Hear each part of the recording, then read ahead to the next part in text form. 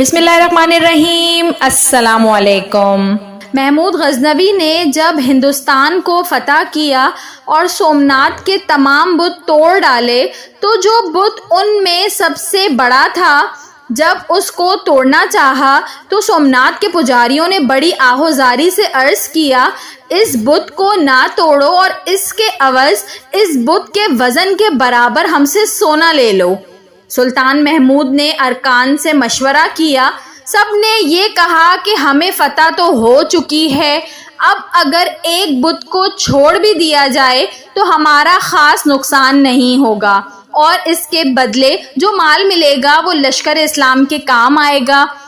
اسی لشکر کے سپہ سالار مسعود غازی بھی تھے۔ انہوں نے فرمایا، یہ تو بت فروشی ہے، اب تک بادشاہ بت شکن مشہور تھے، اب بت فروش کہلائیں گے۔ یہ بات محمود غزنوی کے دل کو لگ گئی، مگر ایک حد تک پریشانی اب بھی باقی تھی۔ دوپہر کو سوئے تو خواب میں دیکھا کہ میدان حشر برپا ہے اور ایک فرشتہ انہیں دوزخ کی طرف یہ کہہ کر کھینچتا ہے کہ یہ بت فروش ہے۔ دوسرا فرشتہ یہ کہتا ہے، نہیں، یہ تو بت شکن ہے، اسے جنت میں لے جاؤ۔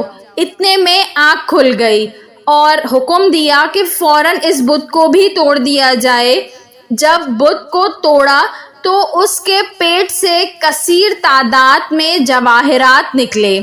سلطان محمود نے حق تعالیٰ کا شکر ادا کیا کہ اس نے بت فروشی سے بچایا اور جس مال کی خاطر بت فروشی کرنا چاہتے تھے اس سے کہیں زیادہ مال عطا کر دیا۔